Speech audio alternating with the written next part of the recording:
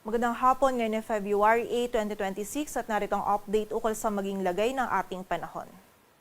Wala na tayong minomonitor na bagyo or low pressure area sa loob at labas ng ating area of responsibility, ngunit makakaranas pa rin ng mga pagulan ng malaking bahagi ng Southern Luzon, dala ito ng shear line. So expect po natin, meron pa rin tayong mga pag-ulan na mararanasan dito sa bahagi ng Bicol Region, Mimaropa, maging sa area din ng Quezon, at dito din sa area ng Western Visayas, Northern Samar at Eastern Samar. Dala po ito ng shear line. Posibleng hanggang sa mga malalakas pa rin na pagulan yung ating mararanasan, lalong-lalo na dito sa area ng Bicol Region, kaya naman doble ingat pa rin sa mga kababayan natin dyan sa posibilidad or sa banta ng mga pagbaha at pagguho ng lupa. May kita din natin dito sa ating satellite animation na halos maulap pa rin yung kalangitan sa malaking area ng Luzon. Itong mga kaulapan dito sa Northern at Central Luzon, maging dito sa Metro Manila at nearby areas ay dala po ng amihan. So kasabay po ng mga kaulapan na ito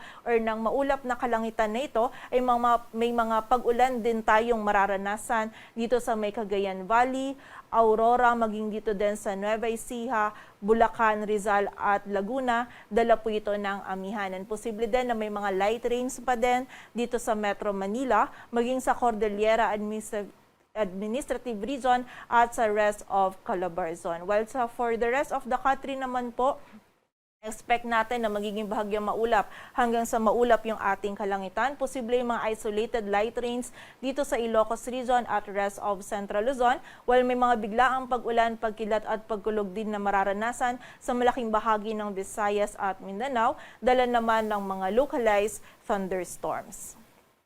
At para naman sa magiging lagay ng ating panahon bukas, araw ng Lunes, patuloy pa rin yung mga pag-ulan na mararanasan dito sa bahagi ng Quezon, Bicol Region, Occidental at Oriental Mindoro, maging dito din sa Marinduque at Romblon, dala pa rin po ito ng shear line. Kaya muli, doble ingat pa rin sa ating mga kababayan dyan sa banta ng mga pagbaha at pagguho ng lupa. Samantala, magiging maulap pa rin yung kalangitan sa malaking bahagi ng Luzon. Posible po yung mga light to moderate rains dito sa may Cagayan Valley, maging sa bahagi din ng Aurora, dala pa rin po ito ng amihan. While dito naman sa area ng Cordillera Administrative Region, maging dito din sa Nueva Ecija, Bulacan, Metro Manila at malaking area pa ng Calabarzon, ay posible din yung mga light rains na ating maranasan bukas na dala pa rin po ng amihan. While dito sa area ng Ilocos Region at rest of Central Luzon, magiging bahagyang maulap hanggang sa maulap pa rin yung ating kalangitan. Kung meron po tayong mararanasan ng mga pag-ulan, ito yung mga isolated na mga may hinang pag-ulan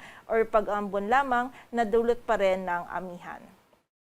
Agad ang temperatura dito sa Metro Manila ay mula 23 to 30 degrees Celsius.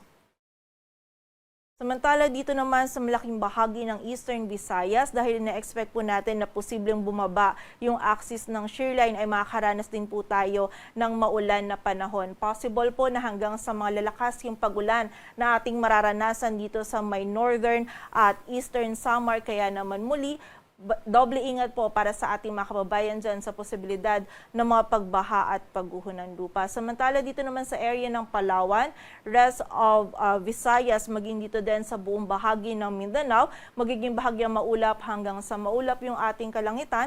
May mga isolated na mga thunderstorms lamang po tayong mararanasan, dulot ng mga localized thunderstorms. Agad po ng temperatura dito sa Cebu ay mula 25 to 31 degrees Celsius at sa Davao naman ay 24 to 33 degrees Celsius.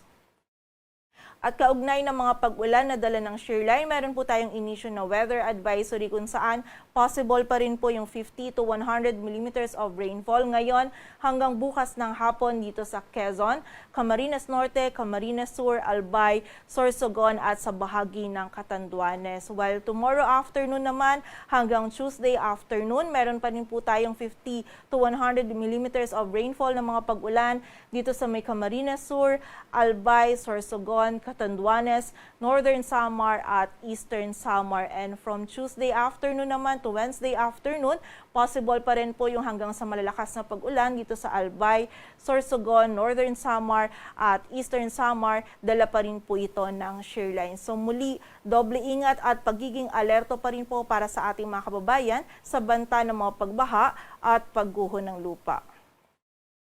Dulot naman ng amihan, meron po tayo nakataas na gale warning pa rin dito sa mga dagat baybayin ng Batanes, Cagayan, kasama na dyan yung Babuyan Islands, sa bahagi ng Isabela, Ilocos Norte, Ilocos Sur, La Union, Pangasinan, maging sa area din ng Zambales, Aurora sa northern coast ng Quezon, kasama na dyan ng Polillo Islands, maging dito din sa may northern coast ng Camarines Sur, sa bahagi ng Camarines Norte, sa area din ng Catanduanes, maging sa eastern coast ng Albay at eastern coast ng Sorsogon, maging sa northern at eastern coast ng Northern Samar, kung saan mapanganib po yung pagpalaot para sa ating mga kababayang mangingisda, pati na rin sa mga may maliliit na sasakyang pandagat. Para naman sa 3-day outlook ng mga key cities ng ating bansa, in the next 3 days patuloy pa rin pong amihan at shearline yung prevailing na weather system dito po sa iba't ibang bahagi ng ating bansa. Ang shearline patuloy pa rin magdudulot ng mga pag-ulan sa silangang bahagi ng Southern Luzon at Visayas. So ina-expect po natin dito sa Metro Manila, maging sa area din ng Baguio City from Tuesday to Thursday, patuloy pa rin magiging bahagyang maulap hanggang sa maulap yung ating kalangitan. May mga isolated light rains lamang na mararanasan na dala ng amihan. While dito naman sa area ng Legazpi City, tuloy-tuloy po yung mga pagulan na ating mararanasan, dala pa rin ng shearline. Agwat po ng temperatura sa Metro Manila ay mula 23 to 31 degrees Celsius.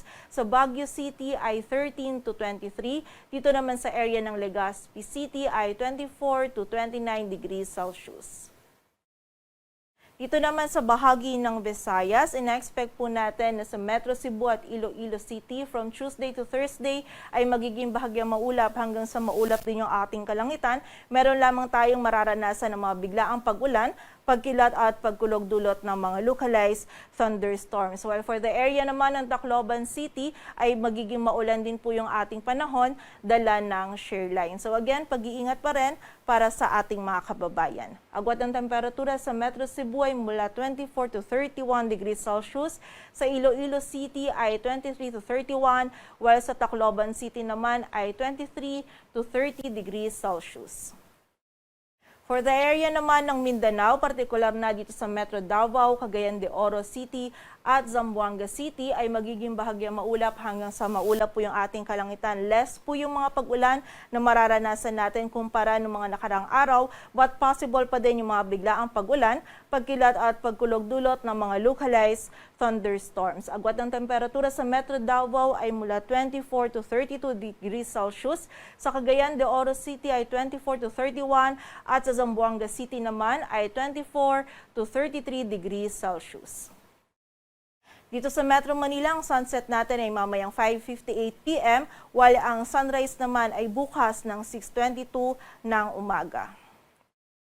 Patuloy po tayo magantabay sa updates na ipapalabas ng Pag-asa. Para sa mas kumpletong impormasyon, bisitahin ang aming website, pag-asa.dust.gov.ph. At para naman sa mga thunderstorm or rainfall advisories, maging yung mga heavy rainfall warnings na pinapalabas ng ating mga regional offices, bisitahin ang aming website, panahon.gov.ph.